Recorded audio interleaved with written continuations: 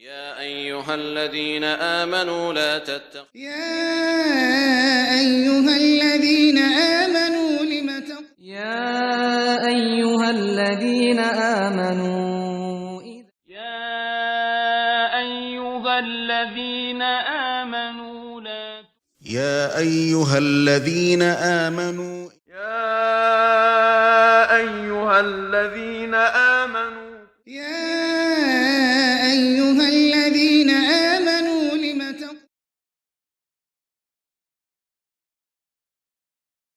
بسم الله الرحمن الرحيم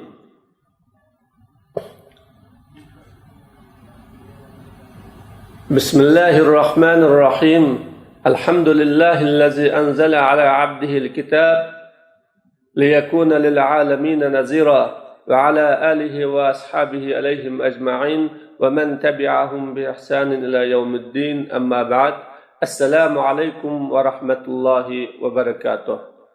Hürmetlik Müslüman qarindoshlar,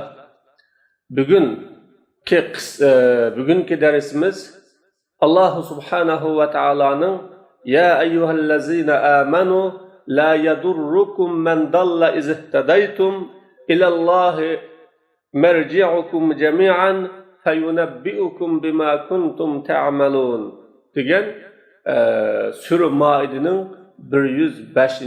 ayeti bo'ladi. Aziz Müslüman qarindoshlar, Allah subhanahu ve taala her bir la ilaha illalloh degan musulmon bandiga din nomidan musulmonlik sifati bilan uningga mas'uliyat ortdi ve her zaman musulmonni shu mas'uliyatni ado qilishga chaqirdi ve o mas'uliyatni ado qilishga islom buyurdi. Tuvandagi ayet Allah subhanahu ve taolaning yani şu mümin sifatini, musulmonlik sifatini da'vo qilgan ve o'zini şu sifatning ahlidan men deb sanagan Allah subhanahu ve taolaning bandisi deb o'ziga shu ulug' sifatni nisbat bergan kishilarni Allah Taala chaqirib deydi: "Alaykum anfusakum." Sizlar o'zinglarni lozim tutinglar, o'zinglarga ahamiyat beringlar. La yadurrukum man dalla iz ihtadaytum. Sizlarga ziyon salanmaydi ezib ketgan kishilar. Qachon o'zingni to'g'ri yo'lni topsanglar, to'g'ri yo'lga ergashsanglar, ezib ketgan kishilar sizlarga ziyon salanmaydi. Hammanglar Allah Taala tarafiga qaydisizlar. Shu vaqtda Allah Taala sizlarga sizlar qilgan ishlar bilan xabar beradi degan mana bu oyati karimani tushirgizdi.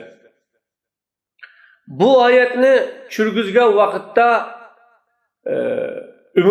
Abu Bakr radhiyallohu anhu minberga chiqib, Abu Bakrning zamonasida Allohga hamd va sanolarni o'qib bo'lib dediki: "Ey insonlar, sizlar bu oyatni o'zining o'rnida qo'ymayapsizlar.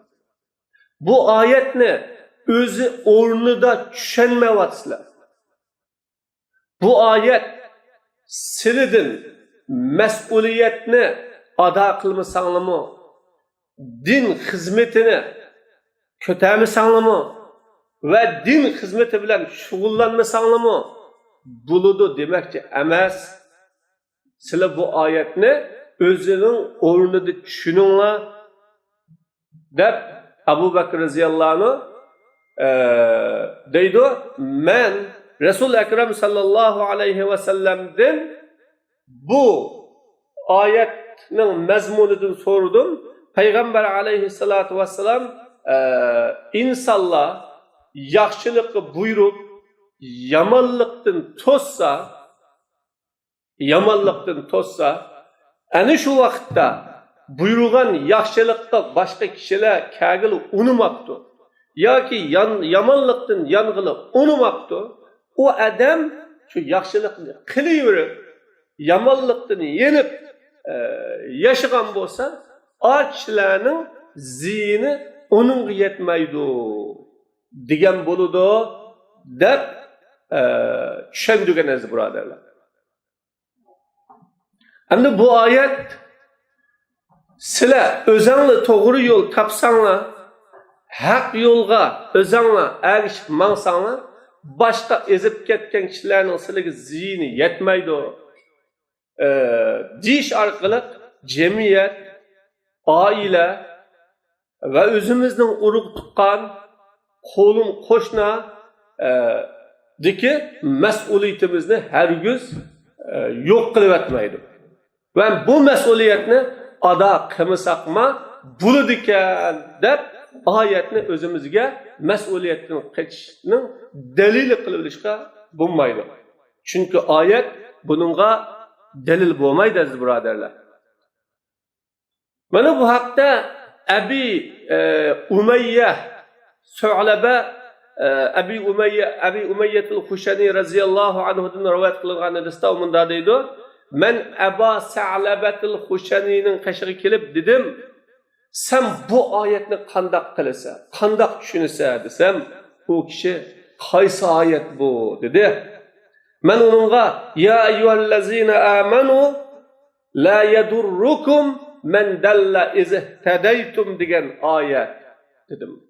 O deydi, mana Alloh bilan qasamki, men bu oyatdan Rasululloh sallallohu alayhi va sallamdan so'radim. Payg'ambar alayhisolatu vasallam bal i'tamiru bil ma'rufi va tanahaw 'anil munkari hatta iza ra'ayta shuhhan muta'an wa hawan muttaba'an wa i'jaba kulli zi ra'in bi ra'yihi 'alayka bi khassati nafsik va da'al 'awama 'ank degan bu so'zni qildi. Sizlar yaxshilikni buyuringlar va o'zingni shu yaxshilikka bo'ysuninglar. Munkardan shariat taklagan ishdan yeninglar. Hatto sen hamma odam ochko'z, ya'ni qattiq baxil, o'zining havosiga ham ergishadigan, o'z fikrini ham to'g'ri deydigan mushunda bir ahvolga kelib qolgan chaqingda da'vat qilganingning foydasi yo'q. Haqqi yetakligining foydasi yo'q. Bu qolgan chaqida sen shu odamlarning keyniga kirib ketmay, shu kishilar bilan birga mangmay, o'zing xossatan o'zingni bu yo'lda, haq yo'lda mustahkam qilib yashasang, ziyon yetkazmaydi degan bo'ladi deb tushundirgan.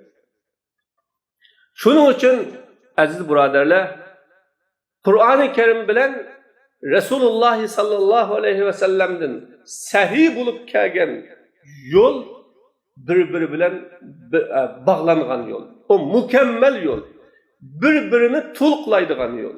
Bir-birini mukammallashtiradigan yo'l.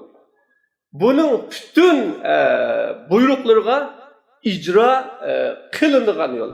Hamda yuqoridagi oyatdan qarasak, ba'zi bir sharoitda da'vatni qo'yib qo'yish, din islomga xizmat qilishni qo'yib qo'yish, jamiyatni isloh qilishdan yuz o'rish degan bu so'zlar chiqib turadi. Ammo bu uningga dalolat qilmaydi.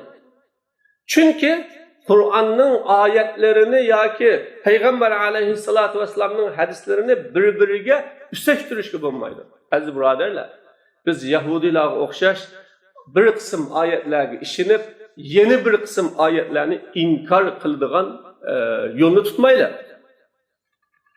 Alloh taolo Qur'oni Karimda biz musulmonlarga vel takun minkum ummatun yad'una ilal khayr degan oyat bilan sizlarning ichinglardan yaxshilikka chaqiradigan, yaxshilikqa buyuradigan, yomonlikdan to'sadigan kishilar chiqsin deb bu yerda buyruq qildi.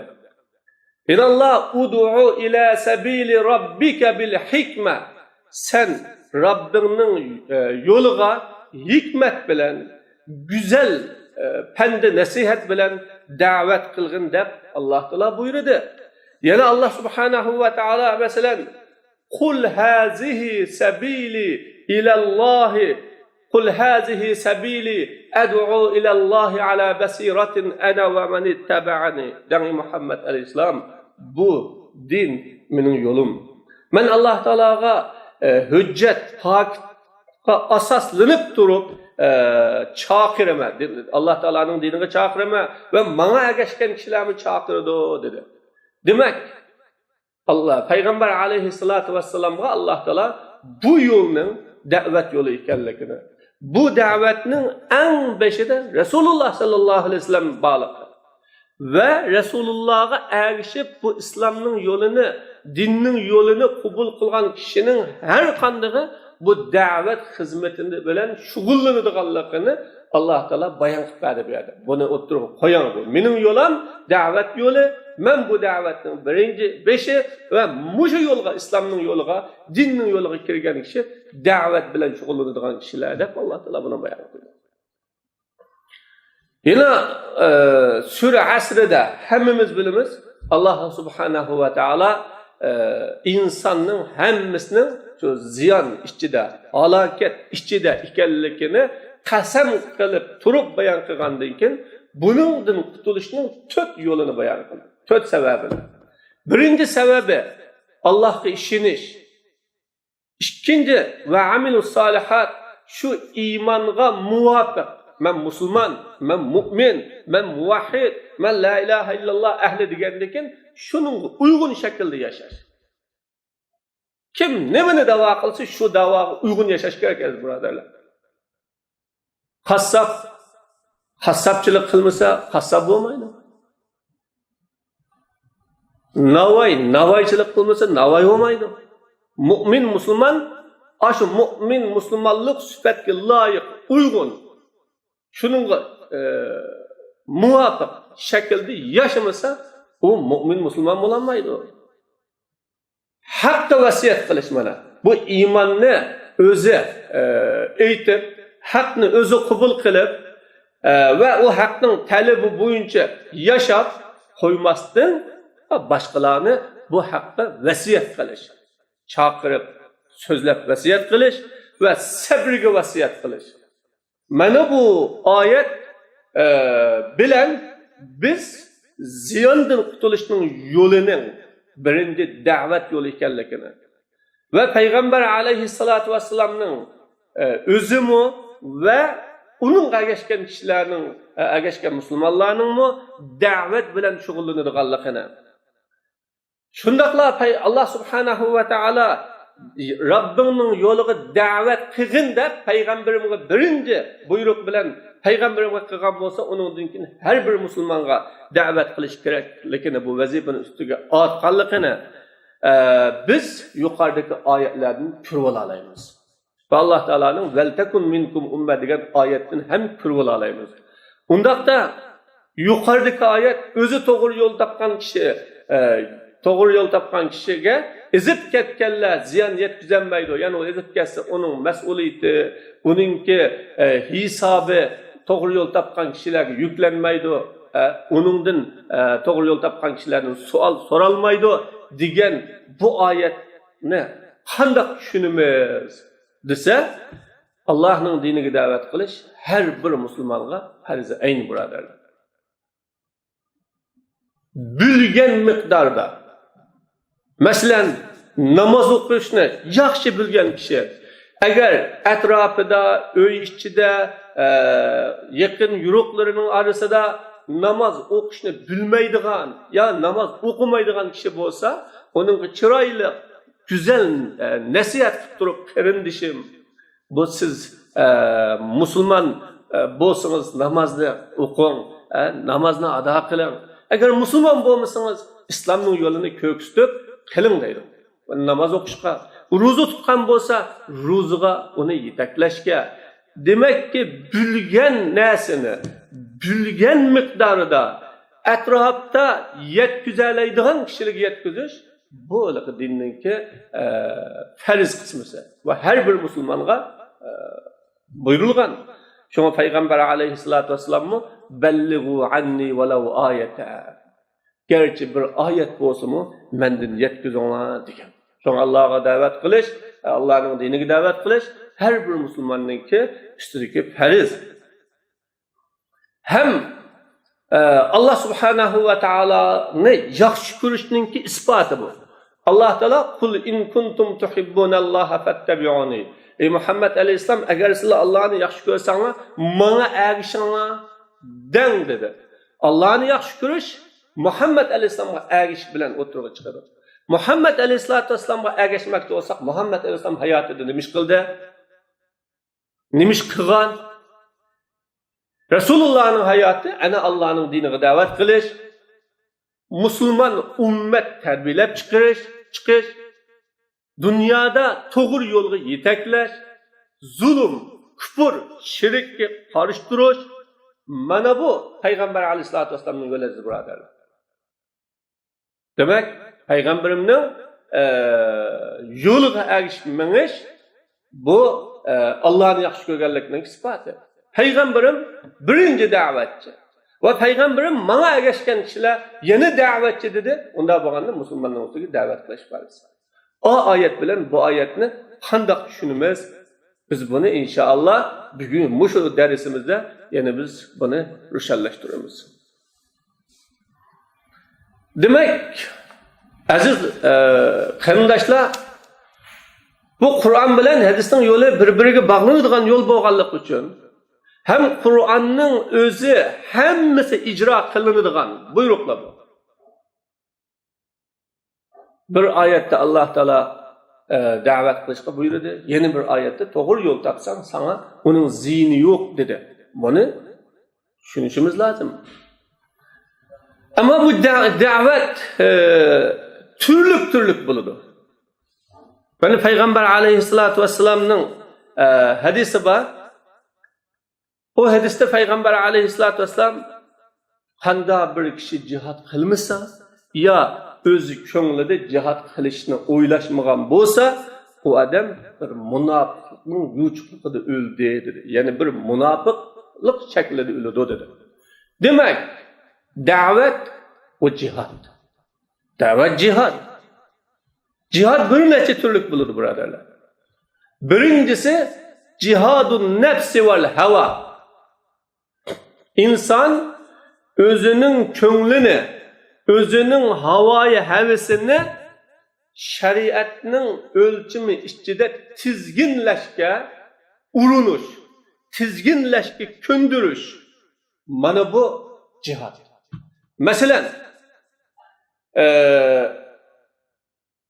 aldığımızda uçuk şeriatga xilaf şekildeki ayallını başta yoki yalıngaç ayallını körgen çağımızda biz onunla qaramay başta tarafga qarab olish yoki ko'zlarimizni onundan yumib olish yoki uning tashig'i bormasdan bilak yo'l bilan ketish, mana bu nefsimiz bilan jihad qilganlik.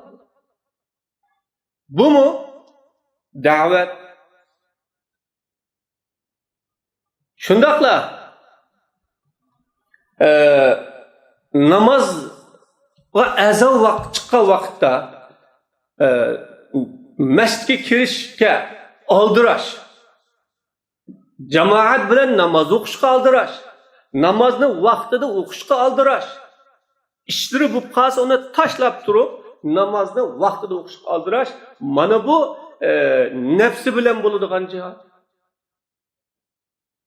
Saharlikda uyqularni qo'yib Allah subhanahu va taala bilan birdam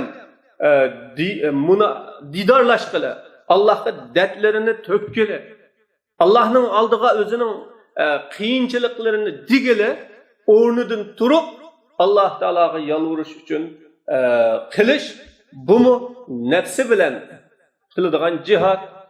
Kechalari yolg'iz holatda oila bolavaqlar uxlab qolgan chog'ida o'rnimizdan turib Alloh subhanahu va taologa duo qilish uchun, sajda qilish uchun o'rnimizdan turish, mana bu nafsi bilan qilinadigan jihad.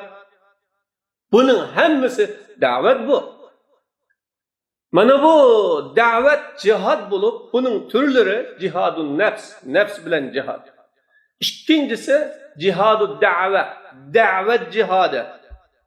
Mana Peygamber aleyhissalatu vesselam'ın 13 yıllık hayatı ve Resulullah'a geçken sahabalarının 13 yıllık hayatı Mekke mükerremede cihad bilen öttirdi burada.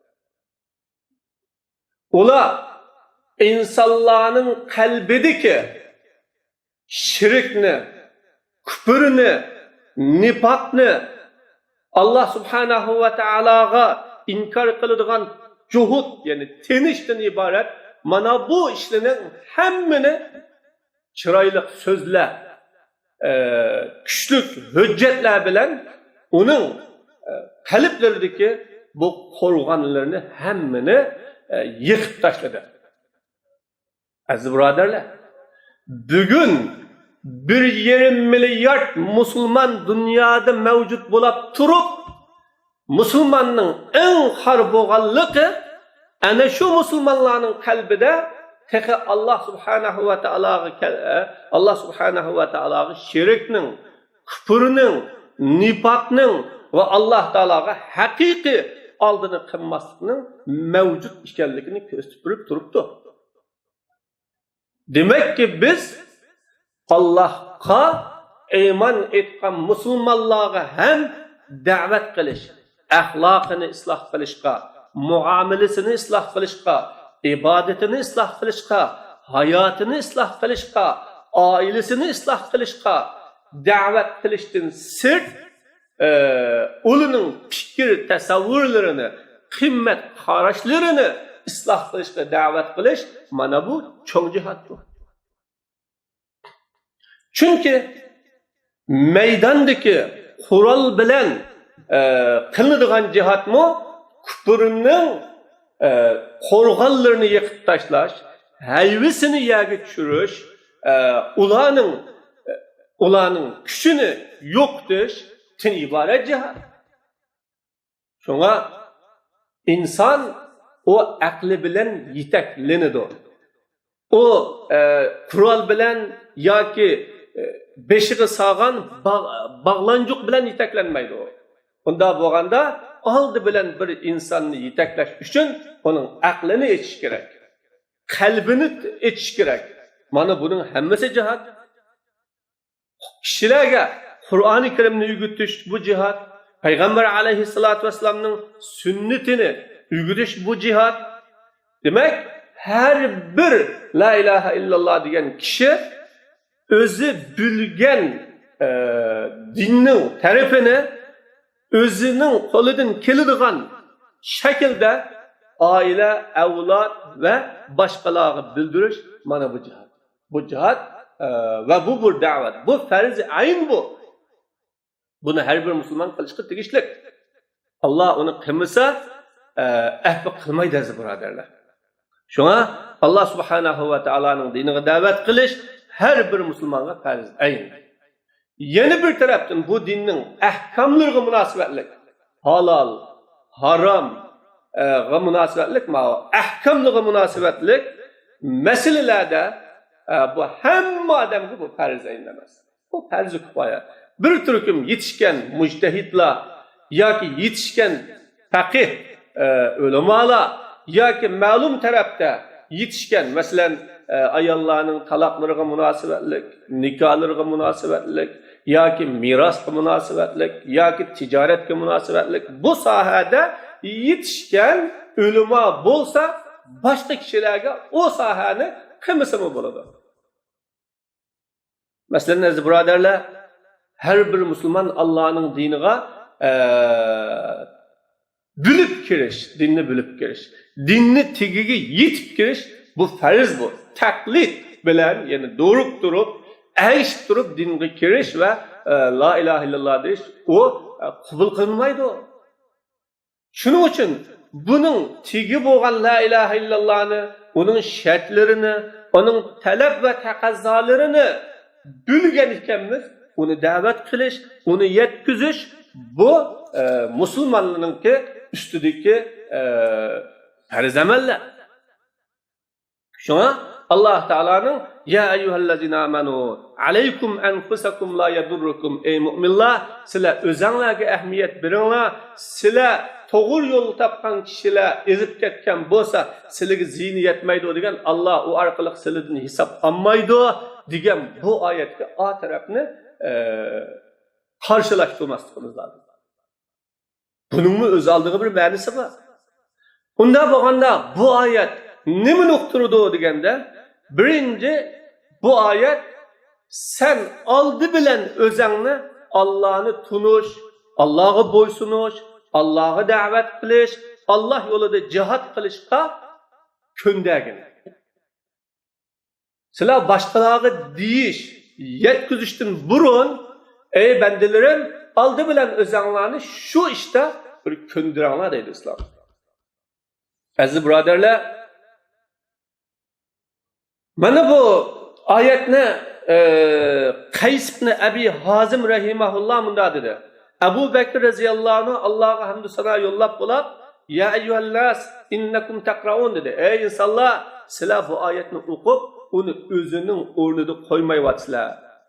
Sizlar o'zinglarni ga ahamiyat beringlar. To'g'ri yo'l topsanglar, ezib ketgan kishilarning mas'uliyati sizlarga kelmaydi, ziyon sizlarga ziyni yetmaydi degan bu oyatni sizlar to'g'ri tushunmayapsizlar. Biz payg'ambar alayhisolatu vasallamning bunda deganligini anglagan. Innan nasa iza ra'u zalim falam ya'khudhu alayhi ala yaday aw shaka ay ya'ummahumulloh biqabin. Haqiqatan insonlar zalimning zulm qilayotganligini ko'rib turib, qo'lini tutib olmasa, voy zolim ma zulmingdan to'xta, zulm qilma deb qo'lini tutib olmasa, Alloh subhanahu va taolo u insonlarga umumiyuzlik azobni akilishga yaqin bo'ladi degan. Mana bu Imom Abu Davud rivoyat qilgan hadis. Mana bu hadis bizga navbatdagi Uyg'ur musulmonlarining naqadar qiyin ahvolda qolganligining sababini ko'rsatib berishi mumkin aziz qarindoshlar. Chunki Uyg'ur diyorida Allohning diniga iymon etib, haq yo'lda mustahkam manganligi uchun Alloh subhanahu va taolaning dushmanlari tarafidan, ya'ni kofirlar tarafidan o'ldirilish, qirg'in qilinish, yurt mahallalardan qo'g'lab chiqarilishdan iborat turli azoblarga, zulmlarga, jazolarga uchrayotgan bo'lsa, hanim bo'lsa men saqlanib qatdiman. Mening beshimga kamida men uning bilan hanim bo'lsa aralashmay o'tib ekanman deb ana shu kishilar bilan aralashmay o'tganlikdan, shunda qilganlarni uyatmaganligimizdan, ya shularni qo'llamaganligimizdan o'zimizning naqadar aqlli to'g'ri ish qila oladigan kishi ekanligimizni da'vo qilib, ularni 10-20 yil bir-birlab yo'qotish uchun zolimlarning qo'liga tashlab qo'yib, musulmonlar yashaganlikning mana bugun jazosini ko'rdikki, Alloh subhanahu va taolo har bir kishiga ana o zolimni musallat qilib qo'ydi birodarlar. Endi bu oyatni, bu hadis tushundirdiki, siz o'zingizning to'g'ri yo'l tepishingiz bilan ish tutmaydi demakchi bo'ldi. Ya'ni boshqalarni to'g'ri yo'lga yetaklamasangiz, sizmi jazoga uchraysiz, Allohning azobiga uchraysiz dedi. Endi bu oyat birinchi mana o'zinglarni avval isloh qilinglar demakchi. O'zinglarni avval isloh qilinglar. Haq dinda avval o'zingni mustahkam turinglar. Da'vatda avval o'zingni mustahkam turinglar. Mana bu oila qurib chiqish, sog'lom avlod yetishtirish, haqiqiy mu'min musulmon yetishtirish jihodini oldi bilan o'zinglardan boshlanglar, oilanglardan boshlanglar va avlodlaringlardan boshlanglar. Ikkinchisi, mana maydon jihodini o'zinglardan boshlanglar. Bugungi kundagi elektronlik jihod, mana bugun da'vat qilish uchun internet turbatlari, internet sahifeleri, muşumu davet meydanı. Mesela bugünkü günde türlü teşvikat kuralları var. Facebook, Twitter, YouTube, degan o'xshash her türlü teşvikat kural vasıtaları var. Biz şununla qarab musulmonlarning Allah'ın diniga davet qilishda ne kadar yiroqligini ko'rib olamiz aziz qarindoshlar. Onun chiqargan sahifelerga chiqargan narsalarga qarasa, o ne din bilan aloqasi yo'q, ne axloq, ne ibodat, ne bir musulmonlarni to'g'ri fikrga yuzlantirish bilan aloqasi yo'q bir narsalarni chiqaryotdi. Ve onu her günü minglab, neçe minglab adam görüyordu. Bu en çok bir davet meydanı aslında. Eğer bugünkü günde Müslümanlar muşu betlerini ya ki muşu meydanlarını davet meydanı, hakkı çağırış meydanı kılsa, bu saha şundak oturup çıkıyorsa, kişilerin fikri, ahlakı, kişilerin hakiki bir to'g'ri yo'lga bo'lgan qimmat qarshi o'zgarmasmi? Aziz musulmonlar, biz agar u batlarga o'zimiz da'vat qilolmasak, ibodatda da'vat qilish har bir musulmonga farzdir.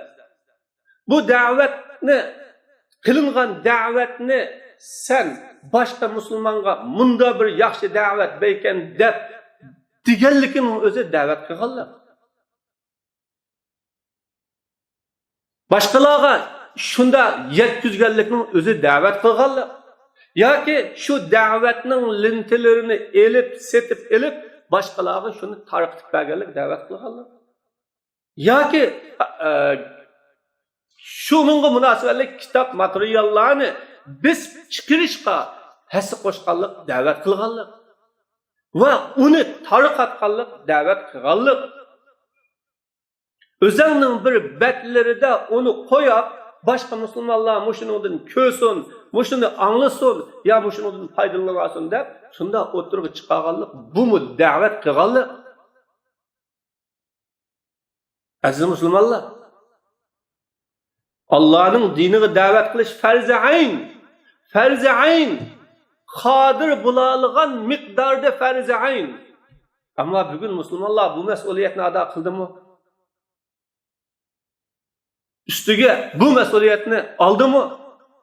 Şunun için bugün Müslümanların üstüge gelgen ceza, Müslümanlar tartkan azap, Müslümanların kögen bu küne, mana Müslümanlar özü kılalaydıgan işini kımmagallık tim boğan azı buradarlar. Eğer bir tal davet oturgu çıksa onu yüzlep, işküzlep, minlap adam tarkatsa, başkalar köysün, köymüsün, onu takatsa, o mesuliyetini ada kılgan bo'lmadi mı? Farz ayn davetini ada kılgan bo'lmamdı? İslam hammalarni davet qilishga, hammalarni kitap yozishga buyurmadi.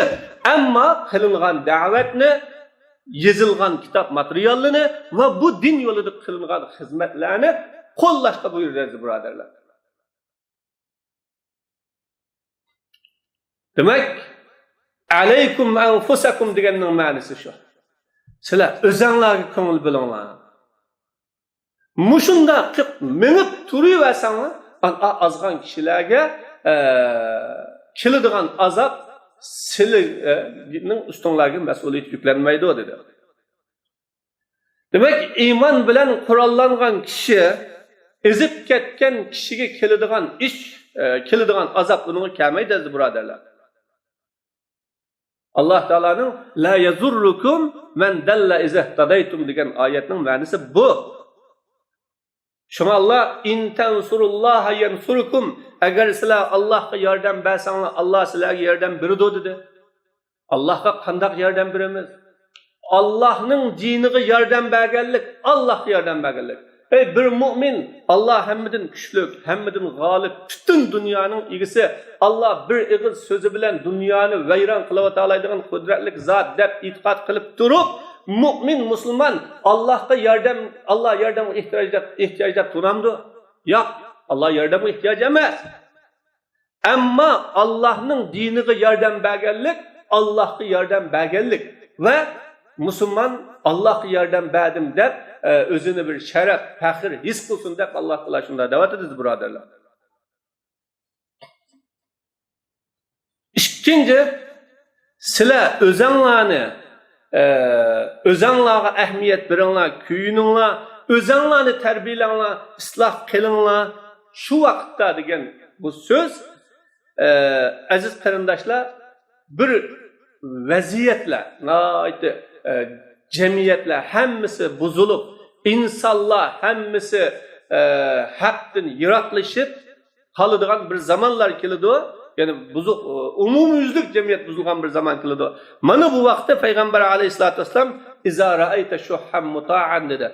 Sen haqiqa ochko'zlikni ko'rgan vaqtda hammasi moddiy jihatdagi taraflarga qiziqib, nima ish qilsam pul, nima ish qilsam pul, nima ish qilsam pul, hammasi shuning g'amida, shuningni tepishninki g'amida ketayotgan, quloqlariga bir narsa kirmaydigan, ko'zlari ko'rmaydigan, onun kallisidan, şunun xiyalidan başka xiyal faqat urun anmaydigan bir vaqt bulup, hammadan özünün havasına erişidigan bir haqqı yetaklisi haqqının keyniga kirmey, men bilime, mening xabarim bor, men yetaklashga ehtiyojim yo'q deydigan, dunyoni cho'ng bilib, dunyoning keynidan minib, dünyası bu adamning keynidan minib, qilgan ishlarining beni shu dunyoga vasila qilib, dinga xizmat qilsam dunyoga vasila qilib, Allah'ın yo'liga chaqirsam dunyoni vasila qilib, ashunga yetsam bo'ldi deb, bunda bo'lgan vaqtda hammadan o'zining fikri bilan ajablanib, her cemaat, her cemiyet, her guruh ya her bir şahıs özünün fikri mening to'g'ri dedi. Mana bugun qarab baqsaq, ikki adam bir yer kelsa, başqalarga maslahat ko'rsatadigan, yoki başqalarninki qilgan ishining kamchiligini tepib chiqadigan, yoki manda shaklda qilish kerak deb uningga aql beradigan, shu uyda o'tirib har bir odamga to'n pichadigan bir zamonda yashayapmiz birodarlar. Mana bunda bo'lib qolgan chaqda, sen o'zing alayka bi xasat nafsik degan o'zingni ishini qilgin, ya'ni o'zingni lozim tutqin va da'al avamni tashvatqin. Fa inna min waraikum haqiqatan sizlarning orqanglardan bir kunlar bor edi.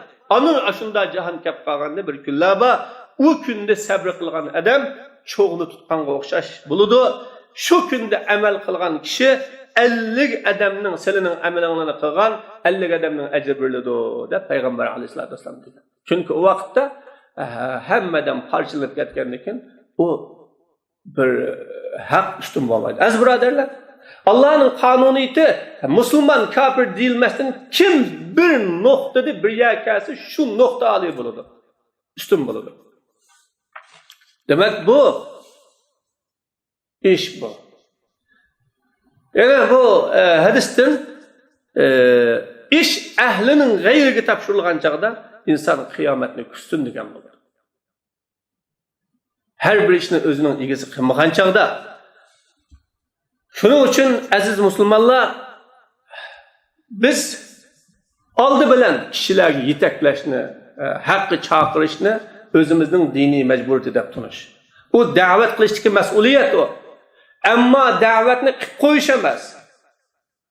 Özümüz qilish va shuningda yashash. Agar boshqalarni nasihat qilishga qilib nasihatni xohlamasa, o'zini qutuldirsin inson deganning ma'nosi Allah subhanahu va taolaning bu so'zi. Endi hech kim unimidi deb uning keniga kirib ketma deydi. Jamiyatga so'zladim, unimidi asta mangayamdi. Madamni yetakladim, unimidi mangay. Demek haqqı çaqirib, o haqqı kamisi billi mangmama Yahudilik o'xshash, Hristiyanlik o'xshash. İnsanda meydan bo'lishi kerak. Aziz birodarlar, meydan bo'lishi kerak. To'g'ri bir qimmat qarash bo'lishi kerak. Dindagi eng cho'ng ibodat mansubiyat ibadeti. Shu dinga o'zining nisbat tepish ibadeti. O xato. Men shu xatoda turmayman. Hamda tunigan xato degan bugun ma odamlar mengib chiqqan menga o'tay deyotgan ish yo'q bir yerda. Shunga aziz birodarlar, boshqalarni o'ziga tortishga qodir bo'la oladigan kishilar ular bilan birga bo'lsin. Agar uningga qodir bo'lolmasa, ulardan yiroqlashsin. Yiroqlashib o'zini saqlasin. Mana shu chaqda Alloh subhanahu va taolo deydi: "Sizlar yaxshilikni buyuringlar, yomonlikdan to'singlar. Agar u yaxshilikqa kishilar kagil unimasa, yomonlikdan yong'ili unimasa, sizlar shu yaxshilikda mustahkam turinglar, yomonlikdan yeninglar, to'g'ri haq bo'lgan ishni qilinglar." Uni u vaqtda u ezib ketgan, haqdan yiroqlashib ketgan, buzilib ketgan, zulm bilan to'shib ketgan jamiyatdan keladigan zarar sizlarga kelmaydi. Hech bo'lmaganda mana men maydonimni uch qildim ya Robbim. Xatoni xato dedim, to'g'rini to'g'ri dedim va xatoni xato deb yandim, to'g'rini to'g'ri deb qabul qilib mangdim. Bu odamlarga men o'z mas'uliyatimni ado qilib qo'ydim, yetkizdim. Unimidi deb Allohning oldida hujjat tug'izg'ili bo'ladi dedi birodarlar. Shuning uchun la yadurrukum man zalla izdadaytum deganning ma'nosi bu kishilar unimidi qabul qilg'ili unmaydi ekan, da'vat qildik, anglamadi, nasihat qildik, anglamadi va bu haq yo'liga kelmaydi ekan. Buni tashlab qo'y degan gap emas. Da'vatingni tashlab qo'y. Xizmatingni tashlab qo'y. Yo'lingdan umidsizlanma degan gap emas bu. Sen mustahkam tur. Sen po'latdek tur. Chunki sen Allohga ibodat qilgan va Allohga ibodat qiladigan shaxs, sening ustingda musulmonlik sifat bor, mu'minlik sifat bor. Sen o'zingni mu'min musulmon deb tunuysa, unda bo'lgandan keyin uning mas'uliyatingni ado qilding, ammo uning jankasi sana kelmaydi. Allah va la tulqu bi aydikum ila tahluka degan oyat qolsanglarmi, o'sha oyatdami o'zinglarni halokatga tashlamanglar degan Allah yo'lida mol dunyolaringni chiqim qilmaslik bilan halokatga tashlamanglar deydi o'sha oyatda. Yoki butun milingni sarf qilib o'tibmi halokatga tashlamanglar. Demak, bu oyat kalima birinchi o'zimizni isloh qilili, o'zimizni mu'min musulmonlik sifatga loyiq o'zgartili, o'zimizni haqiqiy mu'min musulmonlikka loyiq to'g'ri yo'lda mangayli va boshqalarni shuningga chaqirayli va yetaklayli. Agar u mutlaq anglamagan va uni qabul qilmagan bo'lsa, bu yo'lda mustahkam turayli. Turinglar bandalarim deganga Alloh taolo bizni buyurdi birodarlar. Shunga bu Qur'oni Karimdagi nidolar biz musulmonlarga aqidani, axloq, ibodat, muomala, jihad va boshqalar bilan bo'lgan aloqa vasita, dunyoning ahvoli, oxiratning ahvoli, har bir ishni musulmonga muhim bo'lgan shu 90 nido bayon qilib berdi birodarlar. Buni o'rganish va buni yetkizish eng muhim. Aziz musulmonlar, da'vat farzi ayn, dinning yildizi, nijotlikning yo'li va shundaqla haqningki bir asosi tuguruki musulmonning har bir musulmonning vazifasi qila oladigan shaklda. Beshidimizda degandek buni tarqitish, setib olib yetkizish, ya kishilarni chaqirib o'ltirib shuni qo'yib berish masalan. Bu da'vat. Ayni vaqtda bizning vatanda kishilar o'sha da'vat lintalarini setib elib musulmonlarni yig'ib, ashuni birga o'ltirib kurash orqali nurg'un musulmonlarni haqqa chaqiradi. Bu meni da'vat qilgan bilan o'xshash ajr oladigan, o'zining ustidagi da'vat mas'uliyatini ado qiladigan ish. Bugun musulmonlar qildi desak ish yo'q. Biz o'zdirdak o'qimabdi ekanmiz, so'zlayolmaydi ekanmiz, pul tepib ekanmiz. Endi nima dinning xizmatini qanday qilamiz deydi. Aslida qilay desa, uning qiladigan ish o'qiganlarga qiladigan ishdanmi ko'p ish bor. Har bir musulmonga ko'p ish bor. Biz birinchi mana shu da'vat xizmatini, bu farz ayn ibodatini ado qilgan chog'imizda Alloh subhanahu va taolo bizning ustimizdagi azobni ko'tarib o'tadi va bizni zulmdan qutuldiradi. Va bizning qo'llarimizdan chiqayotgan har bir Alloh bergan ne'matlarni Alloh bizga qaytarib akab beradi, birodarlar. Va oxiru da'vana alhamdulillah.